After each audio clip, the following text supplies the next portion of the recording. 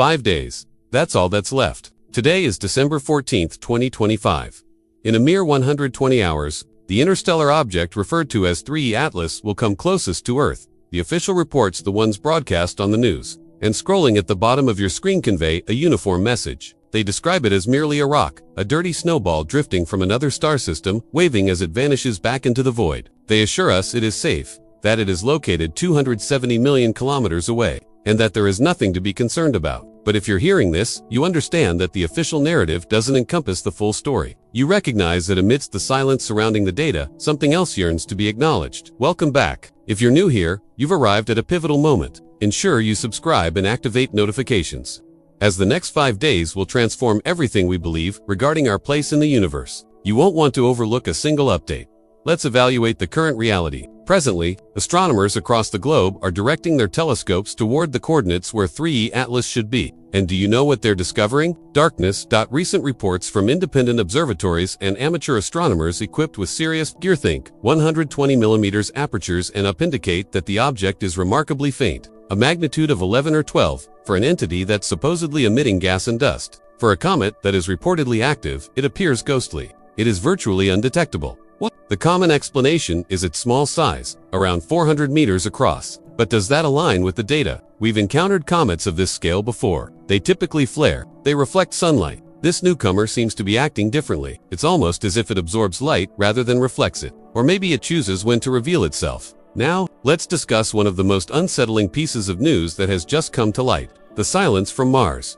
We must address MAVEN, the Mars Atmosphere and Volatile Evolution spacecraft, which has been orbiting the red planet since 2014.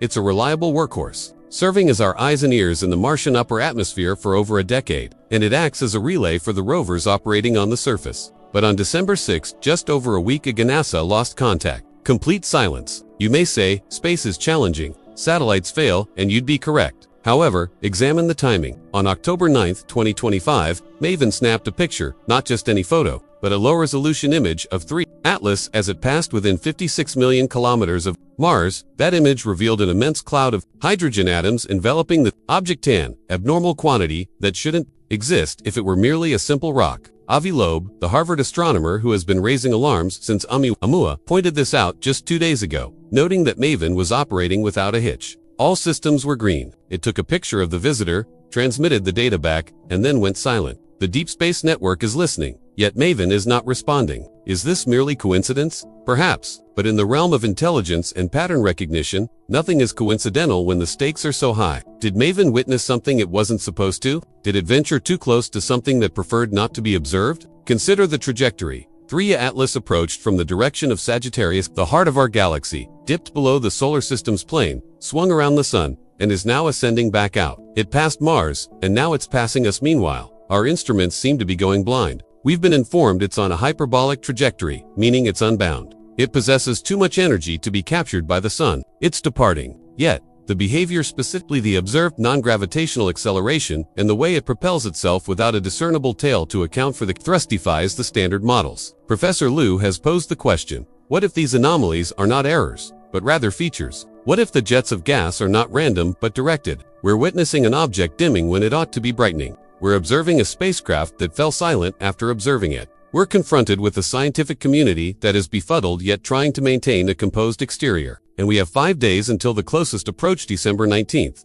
What transpires then? Some theories suggest that the closest approach could coincide with a scan's execution. If you were a probe dispatched from a distant system to survey this star, you'd gather data at perihelion closest to the sun and, during the closest approach to hospitable worlds, you would listen for our radio waves, map our magnetosphere, and sample our atmosphere. Perhaps MAVEN was merely the initial handshake, a handshake that was perhaps a bit too firm. I want you to think about newborn ideas. Avi Loeb discusses concepts that are born before their time, stating that AI cannot yet create these new notions. It requires a human mind to perceive the connections, to understand that a hydrogen cloud, a silent satellite, and a dimming comet may form parts of the same puzzle. It falls upon us to piece this together. In the upcoming update, I will delve into the specific orbital mechanics making scientists uneasy. We'll examine the gaps in the data that NASA released yesterday. There's a reason they're stating we can't observe it with the naked eye. They don't want us looking up. They wish for us to remain distracted by our phones while the genuine signal silently traverses overhead. But we are looking up. Keep tuned in. The next 120 hours are pivotal in human history. This is 3 Atlas, and it is observing us. Hit like if you seek the truth. Subscribe to be part of the discovery. See you in the next video. Let's go deeper. We must discuss the speed. When 3 Atlas was initially detected, it was traveling at 221,000 kilometers per hour fast, but understandable for an interstellar object descending into our gravitational pull. However, as it swung around the sun, something altered. It accelerated to 246,000 kilometers per hour at perihelion. Now, gravity accounts for a large portion of that, but not all. There exists a term in astrophysics known as non-gravitational acceleration, a dry, tedious term for something that is actually rather frightening. It indicates that the object is propelling itself. For a typical comet, this is simple to explain. The sun heats the ice. The ice transforms into gas. The gas erupts like a rocket thruster, and the comet moves. Basic physics. But here's the issue with 3 Atlas. Where is the tail? If it's releasing enough gas to alter its course enough to propel an object the size of a stadium, we should see a massive trail of dust and gas illuminating the night sky. Yet we don't. We observe a faint, ghostly smudge, a magnitude 12 object barely detectable by the most powerful amateur telescopes. So, we have an object accelerating as if it were powered by an engine, yet it conceals its exhaust. Avi has been raising this inquiry for years. First with Oumuamua, and now with this new visitor. He refers to it as the excess push. I consider it a maneuver. Contemplate the hydrogen cloud detected by MAVEN before it went silent, hydrogen being the most prevalent element in the universe, and also the ideal fuel. If you were constructing an interstellar vessel, you wouldn't carry all your fuel with you. Instead, you would harvest it from the interstellar medium or the atmospheres of the planets you traverse. Did MAVEN catch 3 Atlas in the act of refueling? The timing is suspicious. It passes Mars, surrounded by a hydrogen cloud. MAVEN captures a photo, and then MAVEN goes silent. Now, it's en route to Earth. December 19th is the date of closest approach, 270 million km away. While that seems distant, and indeed it is, the concept of distance becomes relative. When dealing with technology we do not comprehend. If this were a probe, it wouldn't need to land at the White House to fulfill its mission. It merely needs to be close enough to listen and scan. And what of the gaps in the data? Just yesterday, NASA released a fresh set of orbital parameters. However, if you scrutinize the timestamps, there are missing sections, hours where tracking data simply ceases. They argue it's routine maintenance, a glitch in the deep space network. Yet I've spoken with individuals who monitor satellites for a living, and they maintain that you shouldn't lose a high-priority object like this. Especially not now when it's so close, unless the object aims not to be tracked. We are dealing with something that has a low albedo. It's dark, it absorbs light, it's stealthy, and it moves with intent, leaving silence in its path. The next 96 hours will test not only the scientists but us as well. We must remain vigilant. We should share this information before it gets buried under the official narrative of yet another rock. In the next segment, I will expound upon the event on December 19th. Tidings are circulating in astrophysics. Circles about a potential pulse or signal that might be transmitted at the moment of closest approach. We'll investigate the frequencies being monitored and understand why radio telescopes are suddenly scanning a dead rock. This is not the kind of news you'll hear during the evening broadcast. Stay with me. The countdown continues. Hit that like button to amplify the signal. Share this video with everyone you know. We need to be prepared. We are now within the 100-hour window. The tension is tangible. I previously mentioned the December 19th event. Let's explore what it truly signifies. While optical telescopes are struggling to visualize this elusive object, the radio telescopes are engaging in something quite fascinating. They're listening. You don't direct the Green Bank telescope or the Deep Space Network at a mere chunk of ice unless you anticipate a response. Currently, there exists a coordinated initiative to monitor specific frequencies directed at 3 Atlas. Why the effort? There's a hypothesis discreetly discussed within academia, but scarcely on center stage, suggesting that interstellar probes function in burst modes, remaining quiet, stealthy, and dark for the majority of their journey to conserve energy and evade detection. But as they near their target, at the moment of closest approach, they activate, sending forth a pulse. A hide-and-seek data burst back to their origin, or a signal to the target, a handshake, a scan. December 19th represents that moment. We will be 270 million kilometers away. In cosmic terms, that's a mere stone's throw. It's sufficiently near for a high-powered scan of our biosphere, close enough to assess our atmosphere for industrial pollutants, the techno-signatures indicating intelligent life. This brings me back to that article by Avi Loeb about the newborn ideas AI cannot conceive. He discusses the emergence of new concepts, asserting that human creativity remains exceptional. Yet there exists a hidden dimension to that assertion. He elaborates on how MAVEN detected the hydrogen cloud, addressing the birth of a new understanding. What if the baby isn't merely an idea? What if it's the awareness that we're not the sole creators? Our arrogance leads us to believe we are the apex of evolution, believing we alone will develop AI capable of exploring the stars. Yet, what if someone else has gotten there first? What if 3E Atlas symbolizes the baby, an offspring of an ancient civilization dispatched billions of years ago, drifting through the darkness in search of others? And now, it has discovered us. Maven's silence represents the loudest sound in the solar system at this moment. It suggests that our technology is susceptible. It implies that when we attempted to examine too closely, something gazed back at us. So what unfolds on the 19th? If there is indeed a pulse, we might not detect it. It could be encrypted, a tight beam directed away from us, or perhaps a signal so potent that it disrupts our networks. Keep an eye on your electronics, the global internet traffic,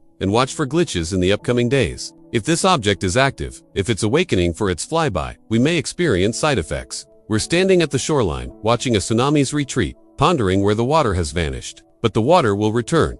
In the next update, I want to explore the wake, not a ship's wake in water, but the gravitational and electromagnetic wake that this object is leaving behind. Reports of disturbances in the solar wind are surfacing, ripples that defy explanation. We will assess what occurs following its passage, because the most daunting aspect may not be its arrival. It could be what it leaves in its wake. Don't forget to subscribe. The algorithm seeks to suppress these videos, but your engagement can help keep them alive. Like, comment, and share. And I'll see you in part 4. We've discussed the arrival and the silence. Now we must address the wake. Every ship leaves a wake, a disturbance in the water that lingers long after the vessel has passed. 3E Atlas is no different. However, its ocean is the solar wind, and its wake is electromagnetic. Disturbing reports are beginning to trickle in from solar observatories, observing ripples. The sun perpetually streams particles into space, the solar wind, yet the flow is typically predictable. In the zone of space occupied by 3E Atlas, the data is revealing turbulence, almost as if the object is dragging something along. Perhaps a magnetic field, a shield, or possibly its exhaust. Recall the hydrogen cloud observed by Maven. If that was indeed fuel, what we're witnessing now could be the burn. The acceleration continues as the object gains speed in preparation for exiting the solar system. It is utilizing our sun as a slingshot, while simultaneously inputting its energy into the maneuver. And this turbulence carries consequences. We're experiencing minor geomagnetic storms that weren't predicted, auroras appearing in unexpected locations, and static within global communications. It's subtle, yet it's there indeed. It's the glitch I cautioned you about. However, there lies a more ominous theory regarding this wake. What if it represents more than just exhaust? What if it serves as a transmission? Picture yourself as an explorer passing by a secluded island. You do not stop or land. Instead, you drop a buoy into the water, a sensor, a rilla, something to keep watch long after your departure. Is 3E Atlas leaving something behind? The seeding hypothesis sounds like science fiction. But within the realm of panspermia, the concept that life exists across the universe, it raises a valid scientific inquiry. Historically, comets have been perceived as carriers of life, the delivery vehicles of organic molecules. Yet an engineered object wouldn't disperse random molecules. It would deploy sensors, monitors, or Perhaps Maven's silence wasn't simply a defensive tactic. Rather, it may have intercepted a signal from one of these buoys, possibly intercepting the local network that 3E Atlas is establishing. We are fixated on the massive rock, the shiny diversion, while we should be paying attention to the void behind it. As we draw closer to December 19th, the primary focus is on the closest approach. However, I urge you to consider December 20th and 21st, when the object begins to dim, and the news cycle turns toward the next celebrity scandal or political drama. That's when the genuine work commences. That's when we must attentively listen to the silence it leaves in its wake. If sensors are drifting within our solar system now, deployed by this visitor, where are they? Are they orbiting the sun? Are they en route to Earth? Or did they remain close to Mars, near the site of the Maven incident? The wake signifies not only a physical disturbance, it embodies a paradigm shift. Our solar system can no longer be perceived as a closed entity. The door is ajar. Someone has wandered in, taken a glance, and is now exiting, but they may have left behind a camera in the corner. In the final segment, Part 5, I will provide a roadmap for the next 5 days, what to monitor, what to disregard, and how to prepare for the possibility that official disclosure may arrive sooner than anticipated. We are in the endgame of this encounter. Stay watchful. I'll see you in the conclusive update. This is at the final briefing before the encounter. We have 5 days, 120 hours. The clock is ticking down to December 19th. So, what actions should we take? How should we brace ourselves for an event that world governments are attempting to deny? Here's your roadmap for the upcoming 5 days. Days 1 and 2. Anticipate deepening silence. Expect the official channels, the likes of NASA, ISRO, and other major agencies, will likely fall quiet. They may release fluff pieces, captivating images of distant galaxies, along with updates on unrelated missions distractions aimed at obscuring the Maven narrative. They will downplay the glitches within the tracking data. Don't be deceived. Pay attention to independent sources and observe amateur astronomy forums. That's where authentic data will emerge. Days 3 and 4. Leaks will begin to surface. As we draw nearer, the containment will start to weaken. Thousands are working within these agencies, not all of whom agree with the secrecy. Look for anonymous leaks and unprocessed data that contradict the official orbital trajectory. Watch for reports of equipment failures at significant radio telescopes. That serves as code for the statement that they are observing something inexplicable. Day 5 December 19th, the day of arrival, the moment of closest approach. 3E Atlas will be 270 million kilometers from us while simultaneously staring directly at us. If the burst hypothesis is accurate, this will be the moment it occurs. If the scan hypothesis holds true, that this is when we are mapped, and if the contact hypothesis is valid, then the world will be transformed overnight. I need you to be ready for anything. Internet outages, sudden solar flare explanations for electronic disruptions, or shifts in the narrative. If they can no longer conceal the truth, they may attempt to instill fear in us, labeling it a threat to unite us in dread. Remember Avi Loeb's words. Recall the baby. This may not signify an invasion. It may be an invitation. It could serve as a reflection for a civilization that has forgotten to gaze at the stars with reverence. We are experiencing history at this moment, and you are part of it. Do not let them tell you it's merely a rock or just a glitch. Don't let them urge you to return to slumber. We are not asleep. We are awake, vigilant, and patient. If this channel goes dark, you'll understand why. Yet the signal cannot be halted. The truth is out there, and it is passing us at 246,000 kilometers per hour. Good luck. Stay safe and keep looking up. This concludes the transmission.